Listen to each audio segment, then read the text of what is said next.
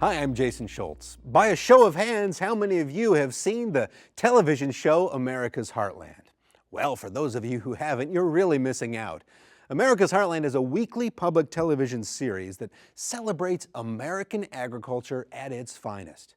I'm proud to say that the program is in its 7th year, in large part because of the generous support from the American Farm Bureau Federation. As a producer and reporter for America's Heartland, I've been blessed with many opportunities to visit farms and ranches all across the U.S. and get to know those folks who make those operations run. They're truly genuine, salt-of-the-earth people, people just like you. For me, some of the best segments are those featuring young farmers and ranchers. You all embody a real passion and excitement for what you do, and it comes across way before we start rolling our tape to long after we've left your farm. The compilation video you're about to see shows young farmers and ranchers in their element doing what they do best. It's really a journey across America's heartland.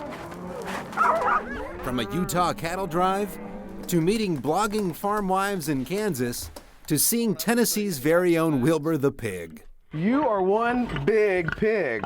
The people in this video are all active Farm Bureau young farmers and ranchers from the past 7 years. And they're people just like you, and you are the future of American agriculture. And that really is something worth celebrating. So it's my pleasure to show you this video compilation. And if you like, you can catch more episodes on your local public television station, RFD-TV, and of course our website, americasheartland.org. So sit back and enjoy this journey through America's Heartland. Thank you. Yes.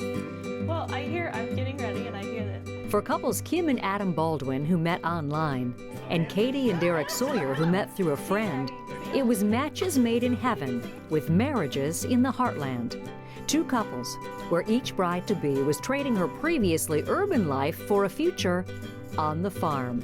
For Katie, those plans involved some advice from Mom. She gave me fair warning that if you move to the farm and you become a farm wife, life is completely different. The farm dictates your life. You don't dictate the farm. And what about Kim? You gotta know how this stuff works. The first year was definitely a learning experience. I'm not gonna lie, it still is. See if you can find the switch. I was exposed to agriculture, but nothing like what I'm experiencing on a day-to-day basis out here. Lefty-loosey, righty-tighty, right? Yeah, I'm just concerned that I might break something. I think I just broke a nail. I just broke it in the drill when I was looking for that tab doohickey. I often tell people it's like I went back to school to learn a new profession.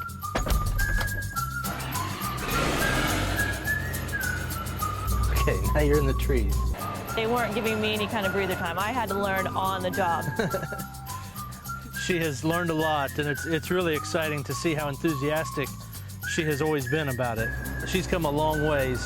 Starting any marriage demands a period of adjustment, adjusting your style to that of your partner. Well, I'm the list maker, the to-do person, and I have to accomplish certain things by certain points. And after meeting Adam and marrying Adam, I've realized to just chill out a little bit. I still have my moments. Well, I think part of it's being a farmer. You make a list and it rains and then it's screwed up, and so you can have you just need to know what needs to get done next, and you just kind of keep going down your list. But learning new skills is a two-way street. He knows how to run a sweeper now. He is learning to load dishes in the dishwasher. We're still working on that one. And landscaping and pruning, weeding, that's a fun one, and watering plants. You know, we got a routine down. So he's learning a little domestication. But their move to the farm has also given Katie and Kim a chance to share their experiences through social media. Their Farm Wives blog is a way to reach out to other women in agriculture and those in urban areas who might want to know more about 21st century farming. So it was really just a way for me to keep my friends and family up to date on, you know, what was going on out on the farm. It's my way of doing what I can to help, you know, share the story of agriculture, share the story of our operation, but also just become an advocate for agriculture, because we need all the advocates we can get, and there's tons of misinformation out there, so I just do my part to try to set the record straight and just enlighten people on what really happens here. In addition to their Farm Wives blogging efforts, Katie and Kim also take part in a regular meeting of farm wives in their community. Basically once a month, the farm wives who are, you know, in their 20s and 30s get together.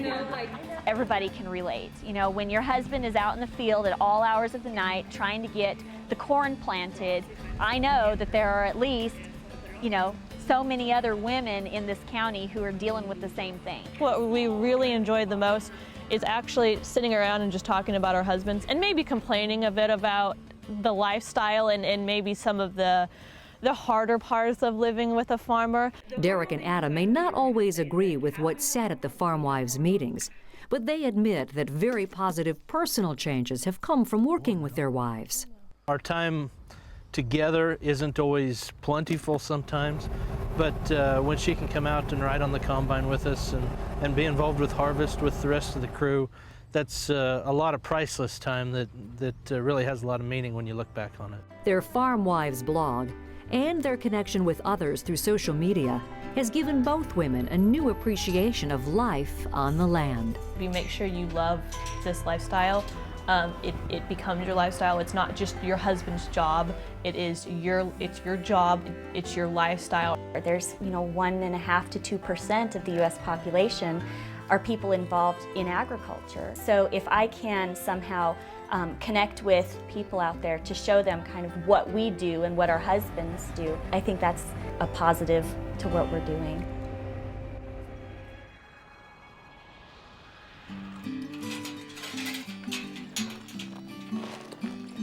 When Don Blankenship calls out to his cow herd, Woo! Come on, girl. they immediately come a-running. It's feeding time here on the farm. Like many farmers and ranchers all across the Heartland, Don finds his day consumed with a laundry list of activities that are critical to keep his farm going. I don't have a 9-to-5 job, I have a 5-to-9 job. You know, when it gets pretty weather like this, April, May, through June, I'm extremely busy. Don's Black Angus cows represent only a small portion of the farming operation that he's built over the years. This third-generation farmer has close to 400 acres of specialty row crops like corn and soybeans. But this time of the year, you'll find him handling the dusty duties that come with his commercial haymaking operation. We take up around 35 to 40,000 square bales of hay a year and about 2,000 rolls. His hay crop is a significant part of his bread and butter. The Blankenship farm sells two kinds: premium hay, which is usually favored by folks in the horse industry, and regular run-of-the-mill hay used for cattle feed. I sell some mixed grass hay and some wheat hay every year to some people who don't want to pay the premium price, but they still want a good quality hay. Hay production, which runs from spring through early fall, is a multi-step process. Don works this 20-acre field of orchard and timothy grass at a breakneck pace, while his 78-year-old father, Steve, rakes the hay into rows on another field down the road.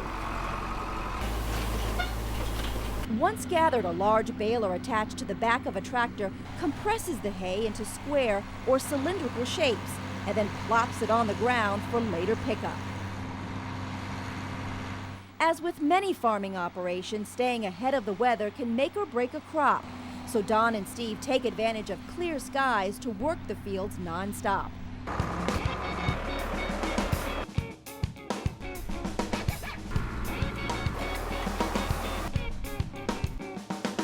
They hope to collect 350 rolls of hay before the day is done. We're going to bale it in round bales like the ones behind me, and we'll take it home over and feed our beef cows with it this fall.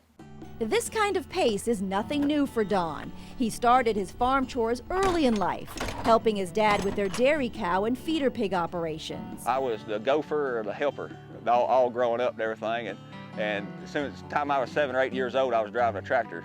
It was the same story for his dad, Steve, who began milking the family cows when he was just 5 years old. What did you think about that, having that kind of a life? Well, I don't think you know better. Don decided to pursue farming full-time after he graduated from Middle Tennessee State University. It was that education that convinced him that farming today demands being good at several things at the same time. The key to my operation over the years is I'm very diversified. You know, we have 6 or 7 major things, and I do 4 or 5 other little things on the side. Brings in income too.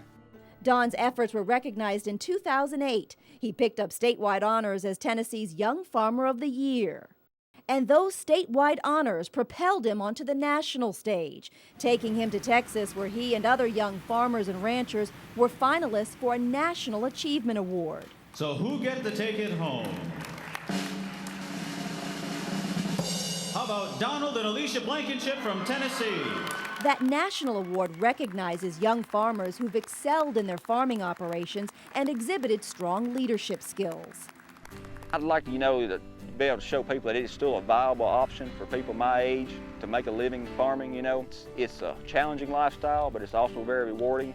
You learn a lot, they keep your eyes open, you're not sitting right here in your little box all day long. You get to meet people, you get to see what other things they're doing, you get some ideas, Don's agricultural achievements are a reflection of his hard work and determination, keeping his family legacy alive and encouraging others to consider farming. It's a way of life, and I work every day to try to better my way of life and better my industry.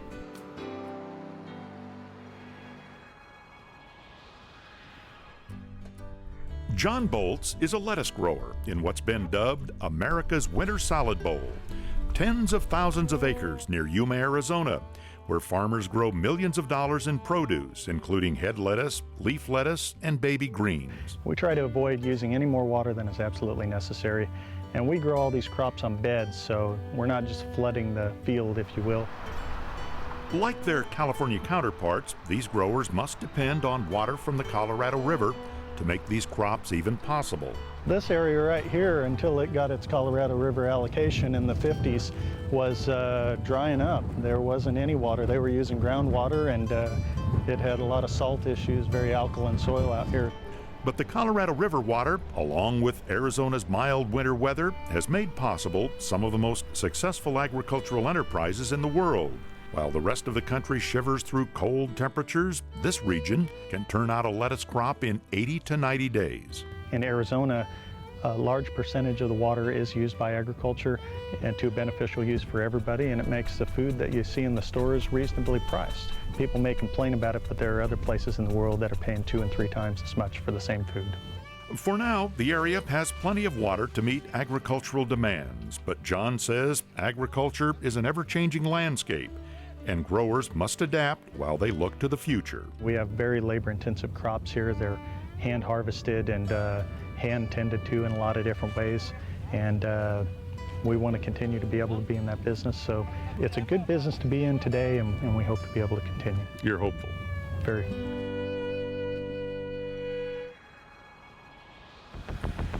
The computers, the monitors, and high-tech equipment might make you think you're in California's Silicon Valley, or maybe a government nerve center in Washington, D.C. But believe it or not, this is the Chin family hog farm in rural Clarence, Missouri.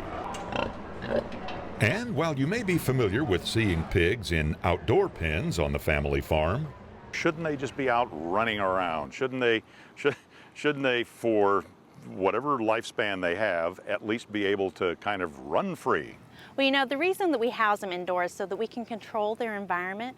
We've been able to prevent a lot of diseases. By housing them inside, we have eliminated the need for antibiotics. Everything we do on our farm revolves around the comfort and the care of our animal.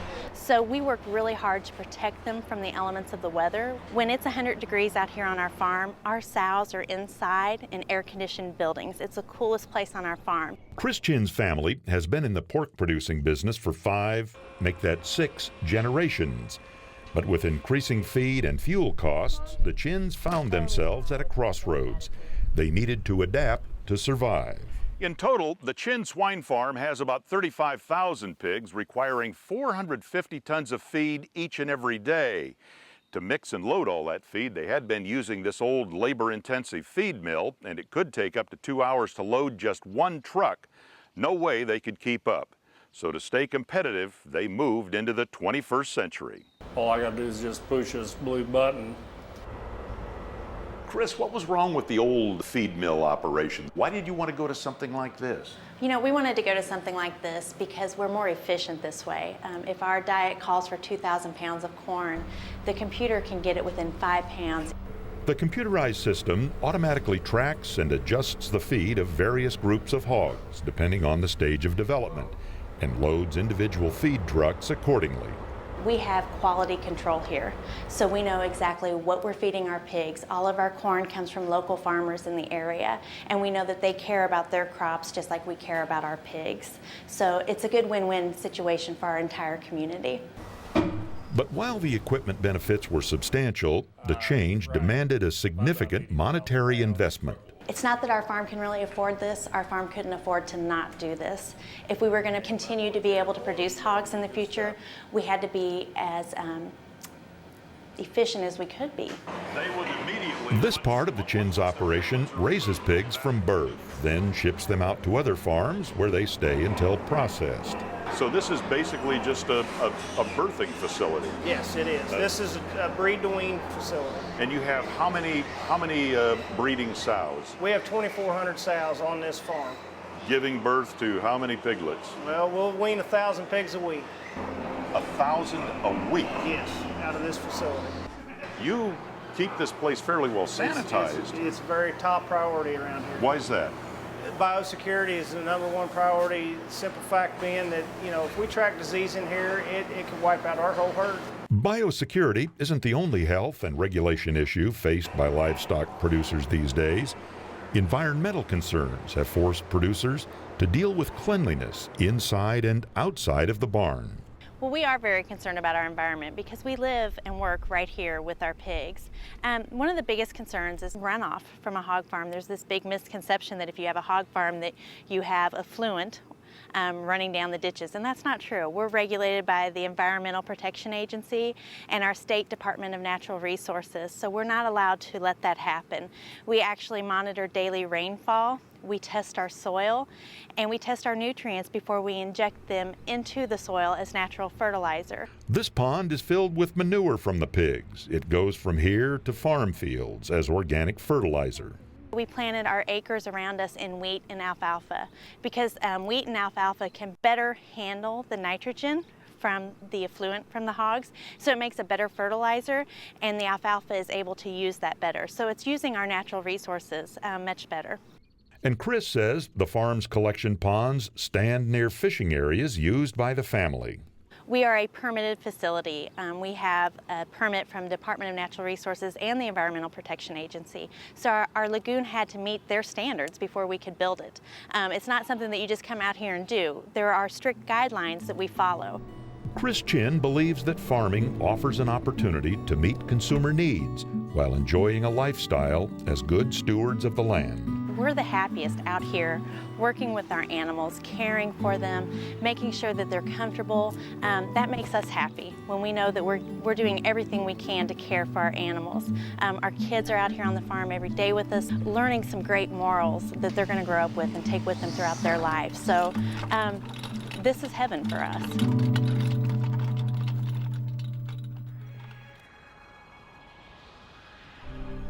The Heaton family needs to get these 200 mama cows and calves to grazing pastures for the summer. It's a 30-mile journey that begins just outside the tiny town of Alton, Utah, in a place called Rush Meadow. The trek will take the cattle over a mountain range and through the expansive pastures of the Dixie National Forest. It's no small task. To get them there, they call in family members from around the region and invite guests who pay money, big money, to turn a cattle drive into a vacation. It's a safe bet to say that at this hour, the guests have little idea what's in store. And frankly, neither do we. Let's do this. Leading this drive is Dustin Cox, not a Heaton by birth, but married to Harmony Heaton. Harmony, along with their 4 girls, There you go. yes, all 4, are on horseback for this journey. Ready? 1, 2, 3. The family members that are here to help aren't full-time cattle ranchers, but young and old, they saddle up to pitch in. How are you, Angelica? Do you want this stuff? And it doesn't take long for their help to be critical to the effort. The first stretch of this journey is the toughest, straight up the side of a mountain.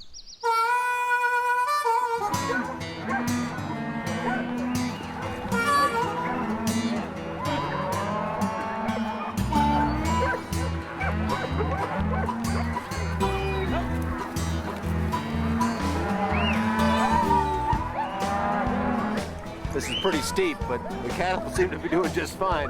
We'll see how we do. Within minutes, it feels like controlled chaos. Barely controlled chaos. The problem is to go down in the woods, get off the trail. So you got to get off your horse and go down there and get them.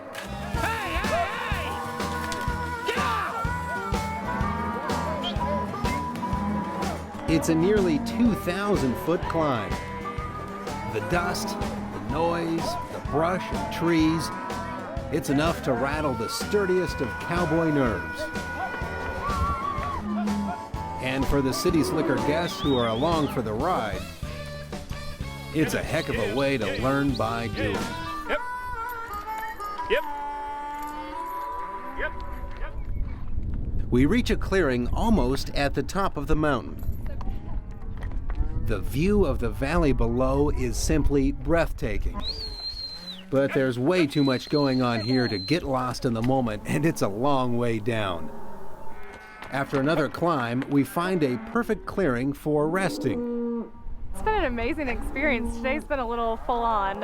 Lots of excitement, anticipation, cows kind of going everywhere, people everywhere. Isn't that wild? Yeah, it's definitely been a full throttle experience, I would say. Get him moving a little bit. A father and son getting ready to show goats at the county fair. This kind of scene is familiar to farm families for generations. But that's not Robert Mills' story. He's something you don't see a lot of in the Heartland, a first-generation farmer who grew up in the city. Spending time on a farm as a youngster, he fell in love with the lifestyle and made up his mind. Most 13-year-olds don't make their mind up on what they want to do when they grow up, but I did. So Robert joined the FFA Youth Agriculture Group and started taking agriculture classes in school, and went to talk to his school counselor. And she looked at me and she said, "Robert, you're too smart to be taking these agriculture classes. We need to have you enrolled in some of the other classes. That agriculture will never carry you anywhere." And when Robert told his parents about his dream of farming, and my dad kind of laughed and said, "Son, you can't do that. You've got to inherit a farm, or we've got to have money or something for you to be able to do that." From that day forward, everything I have ever done has been to put ourselves in the position that we're in now, and that's to be a full-time agriculture producer. Well, today Robert operates a farm with 500 head of cattle. He also raises chickens on contract for a poultry producer. I think you appreciate it more when you actually build it yourself. Robert's fresh approach allows him to try new things, to take a different look at farming and adopt practices that some old-timers might brush aside. He's most proud of his environmental stewardship. As you can see, this was actually a path where the cattle were coming down to get into the pond to drink.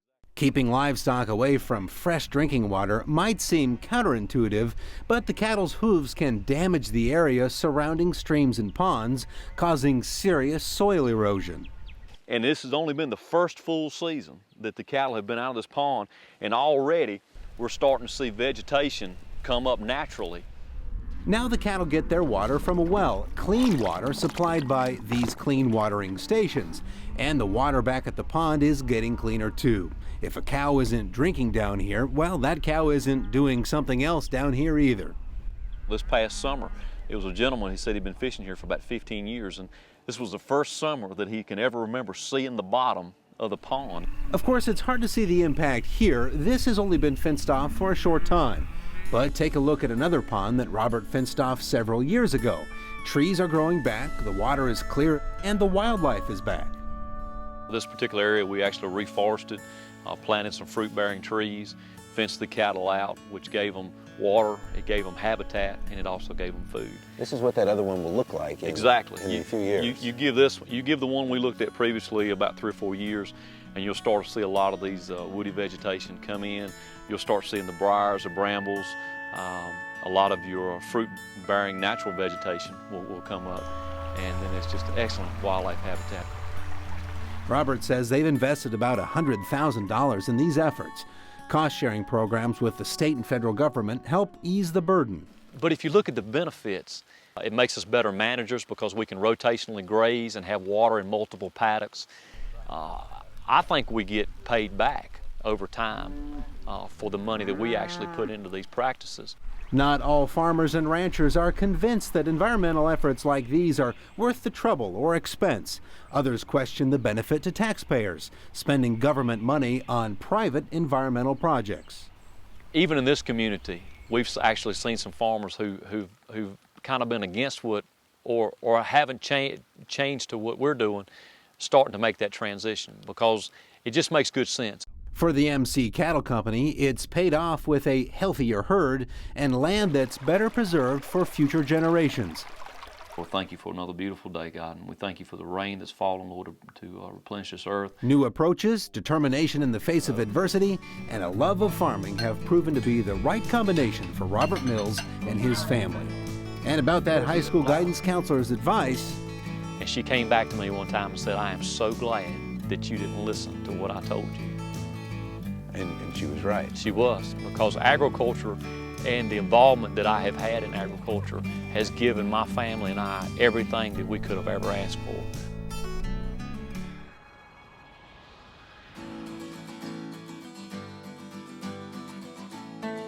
It's a great place to raise a family. You know, that's one of the reasons we're here.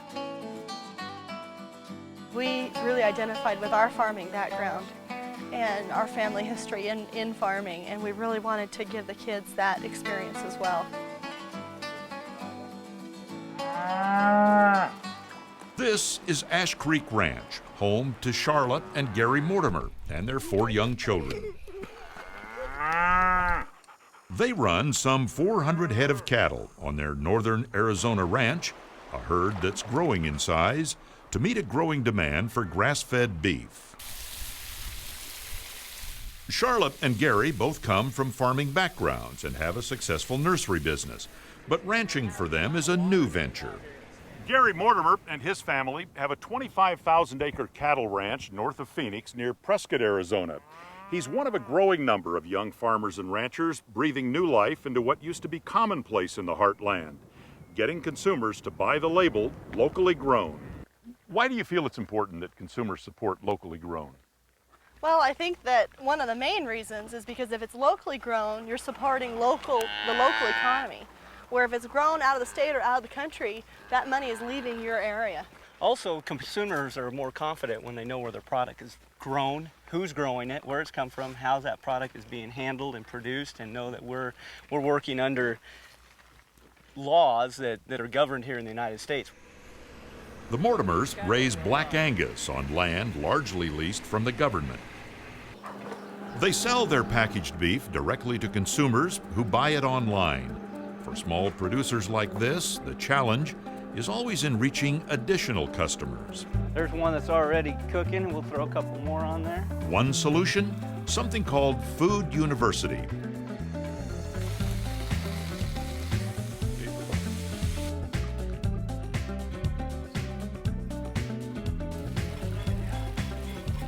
Held at various locations across the country, these agriculture-focused events bring together ranchers, farmers, and chefs. Consumers join the party, paying an entrance fee to see, smell, and taste the bounty of locally raised foods.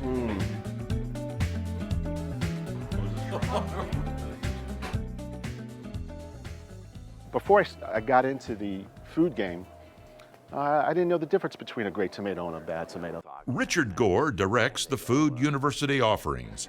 This event in Arizona featured commodities from more than 150 producers in the state. What I didn't know was how impressive the farming community was. And the ingredients here are great.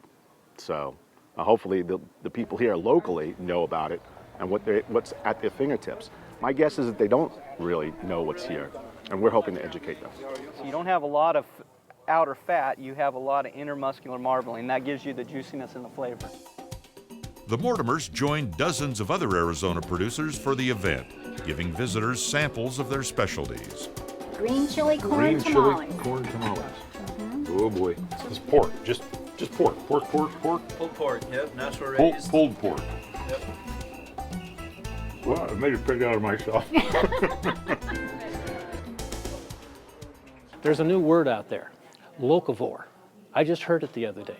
I understand it's Webster's word of the year, and it's people realizing they want to buy local.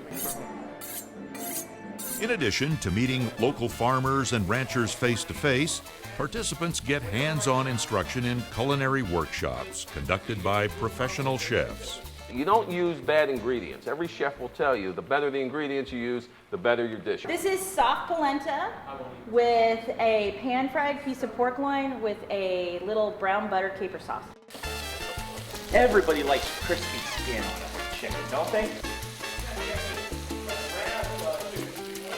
For professional cook Michael Murray, Food U provided a refresher course. So you're picking up some pointers. Or you think Yes, this is? yeah, I'm having a great time.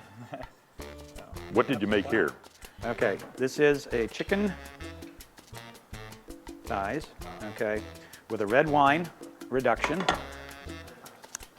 finished with butter, okay, and fresh cream from right here on our dairies here in Arizona. Sounds delicious.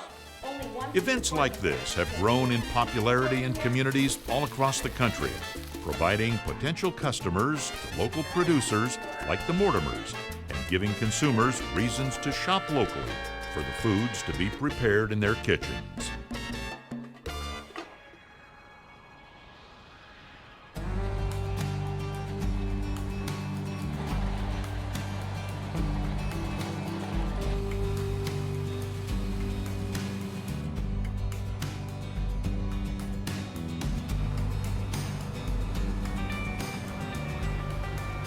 Bringing in the crops on the Briggs family farm is a regular autumn occurrence.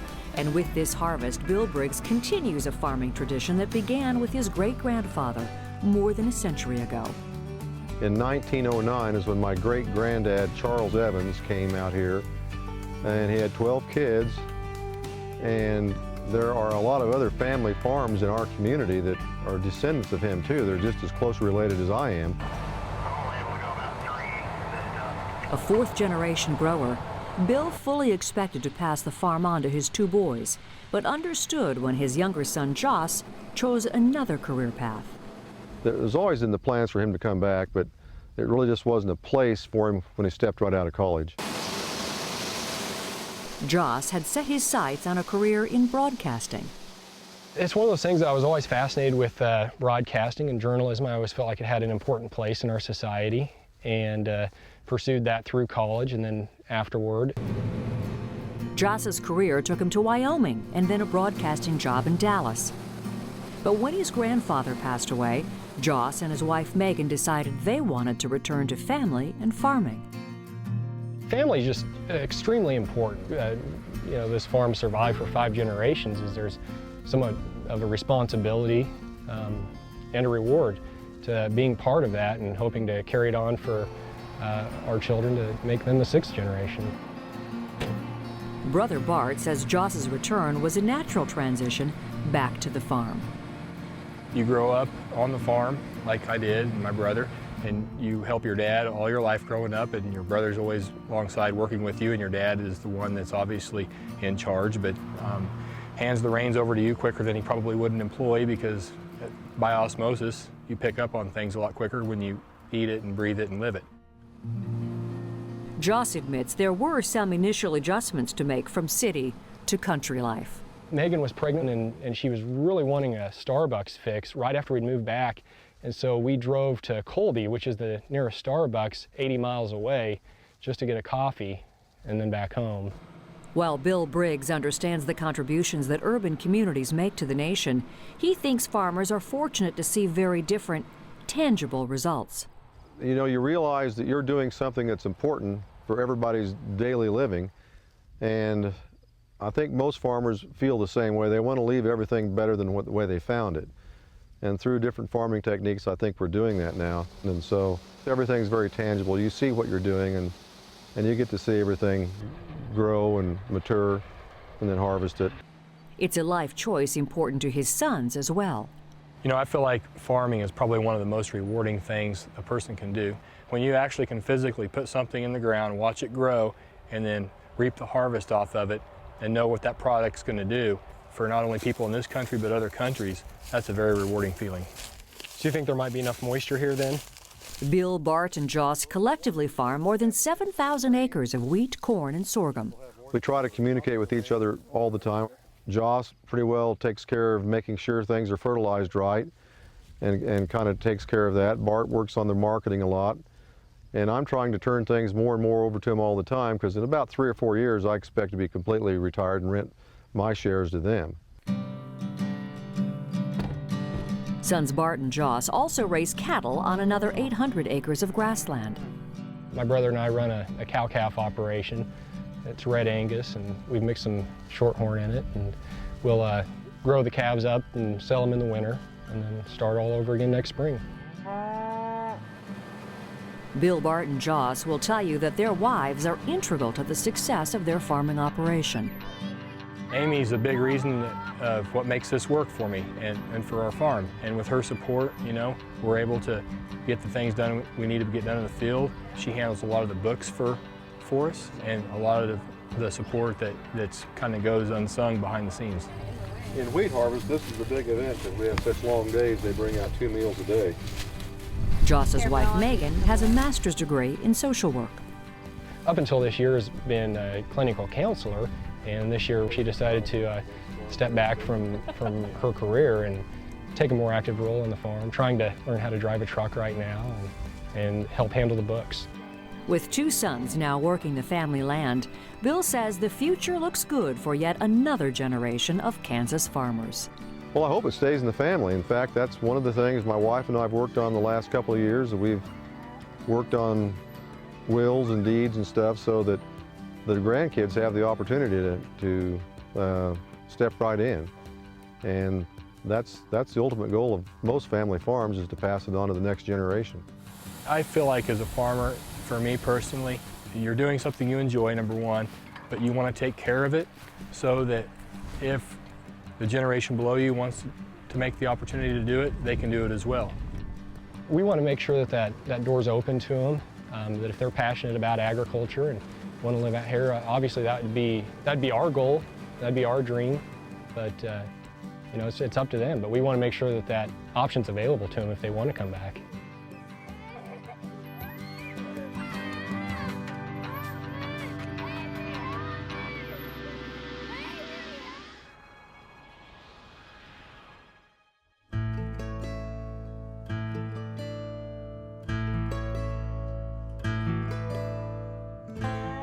It's a picturesque part of America and an important portion of Tennessee's rich agricultural assets.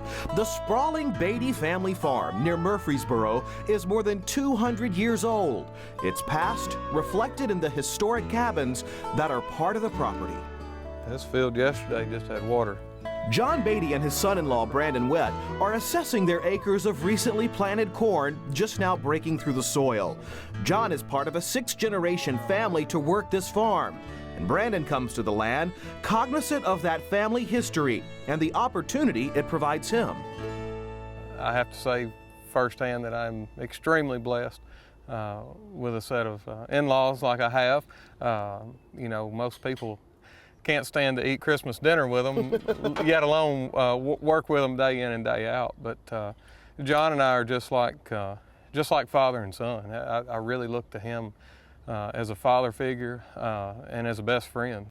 Brandon, John, and their family members will raise corn, wheat, and soybeans on 1,400 acres of land. Land which shares space with an historic family cemetery that sits right in the middle of the farm. 3 greats, 2 greats, 1 great. And James Bass was the beginning of this farm. Was the beginning of the farm. And he had a land grant from American Revolutionary War. Wow. Signed by, and we had a document signed by Patrick Henry, giving him 1,200 acres. The reality of farming here includes a fast-growing community that's built right up to the edge of the farm fields themselves. 400 of the farm's original acres sit on what is today prime residential real estate. It's a dramatic contrast of rural and urban. We get questions all the time. Why do what you do? Why farm the land that you farm?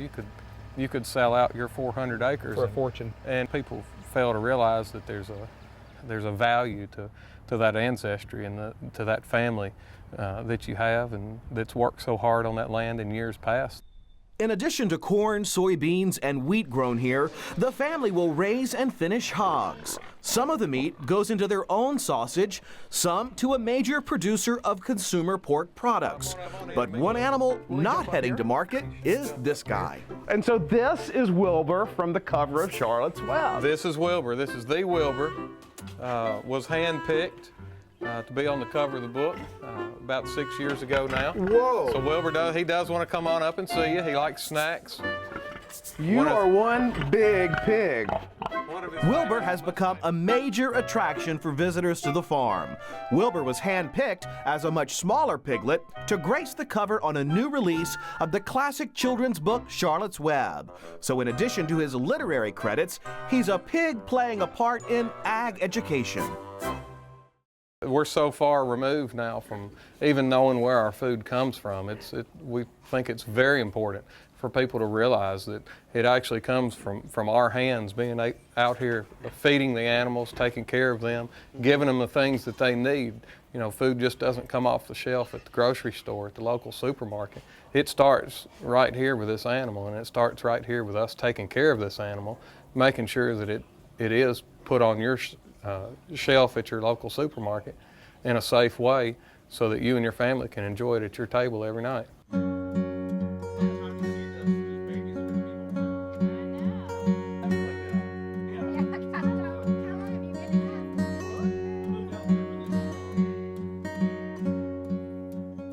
What does it mean to you to be a producer of food? I think it's the most important job in the world. Obviously, if we don't have food, a safe supply of food, we're not going to be very productive. So at the end of the day, you can take every job in the world, but providing a safe food source for America, for our neighbors, for our family is extremely important. And for Wilbur. And for Wilbur. Farmers, they say, well, when are you going to retire? I don't know why. Enjoy what you're doing, as long as you enjoy it and happy with it, so why retire? Most farmers just fade away. Mm-hmm. They just fade off into the sunset and get where they can't get out. And when you do, you know where you're going. I know where I'm going. That's right. And you better keep the grass mowed too. We want them to be well shaped, and then we want them to lay flat in the box and look good. Tomatoes on the vine. They are a specialty at Castle Valley Greenhouses in tiny Newcastle, Utah. The Christensen family had been farming here for decades. They started with cattle and the alfalfa needed to feed them. And by all accounts, it was a successful enterprise. But why would you go from raising cattle to growing tomatoes? Well, in the mid-1970s, Grandpa Christensen went out into this field to drill a well for more water for his farm. And a bit like old Jed Clampett in the Beverly Hillbillies, suddenly, up through the ground came something quite unexpected. He hit hot water, steam. He didn't know there was steam down there? He didn't. He thought of just drilling any other well. The family patriarch had tapped into a previously unknown geothermal power source. When a few of the neighbors found out, they hightailed it out of town, afraid that an underground volcano was about to blow. After Grandpa Christensen stopped scratching his head wondering what on earth, he put the hot water to good use irrigating his alfalfa crop. But it wasn't until recently that grandson Ryan and his brothers took it a step further, using the steam to heat greenhouses to feed a growing demand for tomatoes. So Ryan, this is the main wellhead here. This goes down 220 feet? 250. The Christensens dug a well to get to the source of the steam, an aquifer of boiling 212-degree water. A pump brings about 400 gallons to the surface every minute, where it's filtered, then sent through pipes to a stand of greenhouses several hundred feet away. We heat the greenhouses with it. Instead of using propane or gas, we're using the hot water running through like a car radiator. A heat exchanger kicks on when the interior temperature drops below a certain level. Fans keep the air circulating. Water-filled pipes like these radiate enough heat to keep the operation running year-round. even during the cold winter months. When it's 0, we was keeping our buildings right around 50 to 55 degrees. And the plants love that. And the plants would like 70, but they're happy they're not freezing. Another plus, the cost. It's much lower than what other greenhouse growers pay to heat with propane or gas. We compared to a lady up in northern Utah, and the price difference, it cost her about $12,000 to heat 1 acre, and it cost us about $1,200 to heat. It typically takes from 3.5 to 4 months to raise these tomatoes from seedling to selling size. The entire Christensen clan, brothers, wives, kids, all pitch in to harvest and package the tomatoes. The tomatoes are hydroponically grown in a mulch of ground-up coconut husks. Bees pollinate the young tomato plants, while beneficial insects keep the bad bugs at bay. Of course, all this depends on a continuing supply of steam, whose origins and staying power remain something of a mystery, even to the scientists who showed up when Grandpa first went drilling. They didn't know what to think. They ran lots of tests, and they still haven't figured it out either. That must be one heck of a pocket down there then.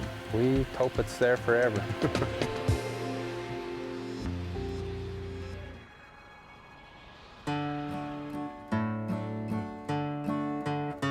Our family's been here since 1884. And here is where Andy Smallhouse and his wife Stephanie intend to stay. This is the Carlink Cattle Ranch, 40 miles northeast of Tucson, Arizona. In a scene cut straight from the pages of the Old West, it's a ranch where mounted vaqueros, from the Spanish word vaca for cow, kick up the dust, just as they have here for more than a century. It was here that Andy's great-great-grandfather came some 125 years ago, a Kansas boy who dreamed of a life in the West. He found success supplying Arizona beef to the U.S. cavalry. He even rubbed shoulders with a man synonymous with the West, Buffalo Bill Cody, who lived nearby for a time. Through the years, the ranch hasn't changed much. This remains very wild country. We see everything from mountain lion to coyote. Well over 300 different types of birds travel up and down this corridor. We pretty much just have everything crossing in between the two mountain ranges come right through us. So we've got quite a bit of biodiversity. Our ranch starts at about 2,500 feet and goes to 6,500 feet. So we're lucky. We have saguaros where there's juniper trees, and just a lot of diversity. And economic diversity is the reality for many farm and ranch families these days. Using your land and resources to generate the income needed to keep an operation going. The Smallhouse family has found it tough to make a living off cattle alone, so they've branched out in more ways than one. One of the ways the family is diversifying is to allow overnight guests. However, this is not a bed and breakfast or a dude ranch. You'll bring and cook your own food. The quarters are somewhat rustic, but you will experience what life is like here in a remote corner of the American Southwest. This cabin on the Carlink Ranch comes with everything you need: electricity, running water, kitchen, bathroom. Popular with hunters, hikers, and riders who bring along their own horses. But don't expect a spa, pool, or room service. If somebody comes out here and they're expecting that kind of service, it should be really good service. And we are very busy farming and ranching, and so we didn't want people to, feel like they were going to a resort. But agritourism is only one way to diversify. Probably one of the best businesses we started, at about the same time we started the guest business, was a lumber business, mesquite lumber. The mesquite trees grow rapidly in this area. That's a real hardwood. It's a hardwood. Mesquite is native to the American Southwest and northern Mexico. Hardy and dense, it's popular for high-end furniture, doors, and flooring. Andy and a partner have a sawmill on the ranch and supply customers throughout Arizona. Man, that is heavy. Yeah, it gets a little lighter. It's still a little green. It's heavier than redwood, or? Oh yeah, it's like tropical hardwoods, some of the heavier tropical hardwoods. Wow. This contraption, reminiscent of a milking machine, is actually a type of sprinkler. It's another small-house cottage industry, assembling these huge watering systems for neighboring farms and ranches. This thing looks like it must be, what, 1,000 feet long? Pretty good guess. It's about 960 feet long. There's a haying operation for cattle feed and plans to team up with a fellow rancher to better market their local beef. Obviously, to keep everything running, you need fuel, lots of it. So in another move, Andy started collecting used oil from area restaurants. He mixes the oil with other chemicals, quickly distills it, and voila, ends up with biodiesel. Fortunately, we're making about a quarter of our fuel out of biodiesel, so that's another sort of, I don't know if that's a business, but that's a money saver. A big savings over paying at the pump, since Andy's homemade fuel costs him only around 50 cents a gallon. In the rare moments when they are not involved in keeping the ranch going, Andy and Stephanie have meals on the patio. It's often a family affair. On this occasion, Andy's mom, Mary, who grew up in New York, did the cooking. Nice. What do you call this dish? This is your... It's just chicken artichoke salad with fettuccine. Sorry, Steph. Not exactly typical ranch food. Despite the gourmet lunch in civilized surroundings, you need to remember that civilization is miles away. We're kind of out in the middle of nowhere, isn't it? Doesn't it get a little lonely out here? No, it's nice and quiet. And a very good place to raise their family, continuing a tradition of ranching and agriculture that began more than a century ago.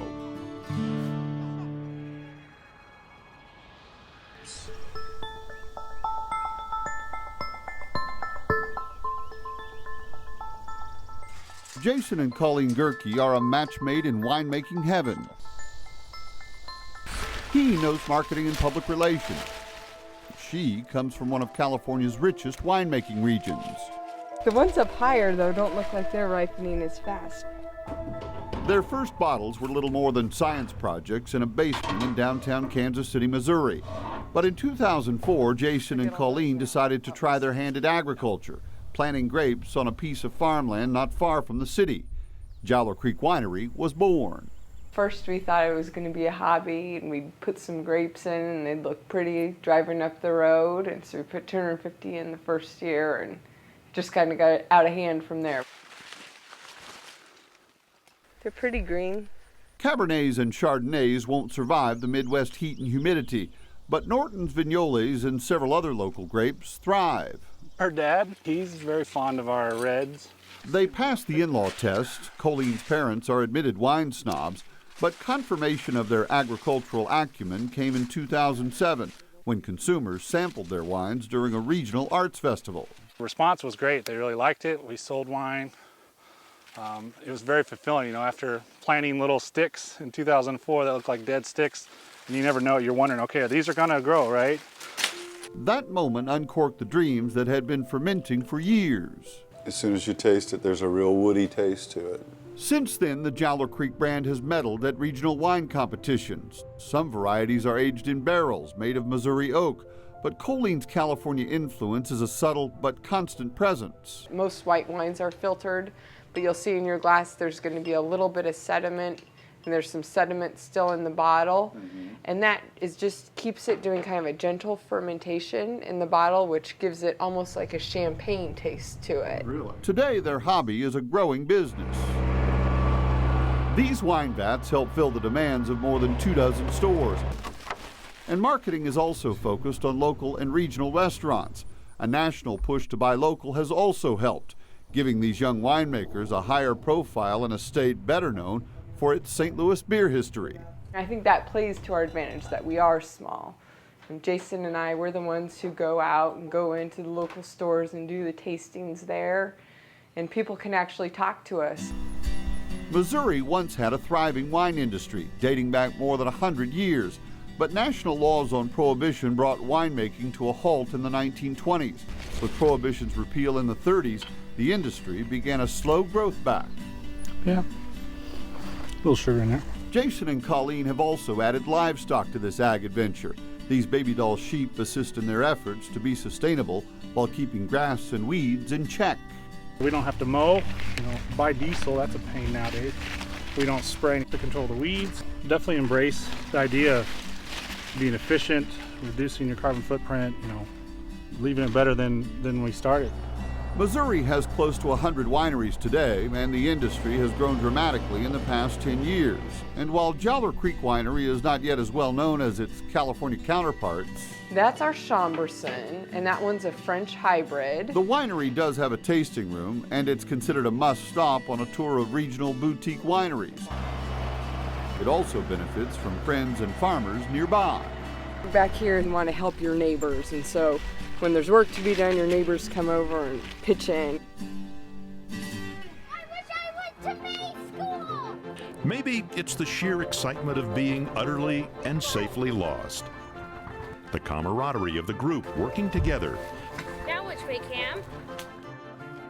Figuring out how to find that elusive single exit, or just the nostalgia of being back on the farm. Whatever the reason, corn mazes are a booming business, not only across the Heartland, but around the world. It's really a magical formula for farmers.